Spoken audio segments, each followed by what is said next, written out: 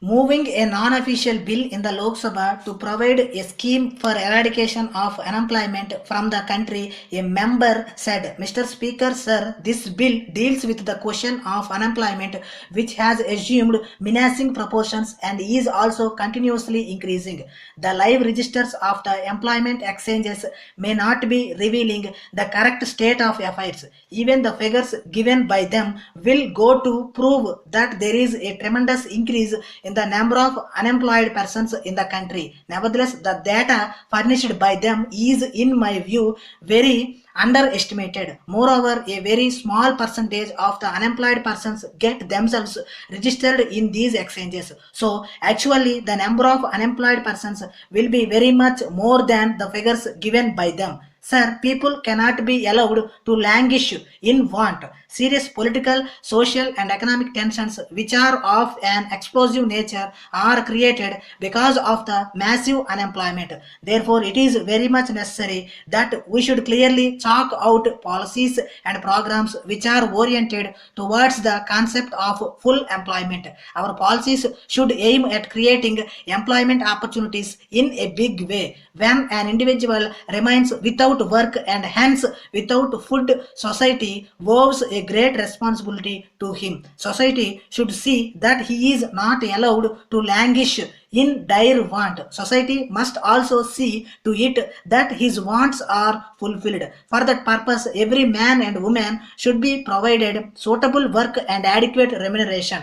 Till he is able to secure such an employment, certainly it is the duty and responsibility of a civilized society to give him an unemployment allowance. This bill therefore seeks to give every unemployed individual a legal right to secure this allowance if he is not able to secure a job for himself. Our policies should be reoriented towards securing employment for every individual. There are several lacunae in our present policy. We now talk of vast economic growth.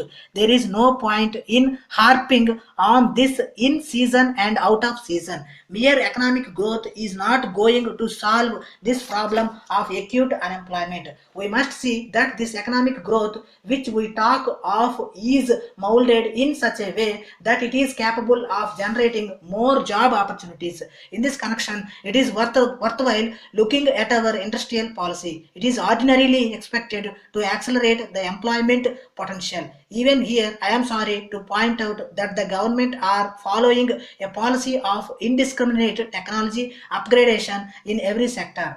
This import of technology will, I am afraid, be harmful to the concept of full and large scale employment in certain cases. It is firmly believed in some quarters that technology imported from abroad is, in peculiar circumstances, anti-labor and pro-capital. Of course, there are certain fields where technology upgradation is useful. Such areas can be identified and there is no harm in introducing it there. But it is not wise to introduce it in all sectors. There is the scheme of self-employment to assist the educated unemployed. Banks and government agencies have by their various schemes contributed to the creation of new avenues of employment to the educated unemployed. I must take this opportunity to point out the difficulties caused as a result of underfinancing and delayed financing which very much affect the viability of the projects concerned. They should see that the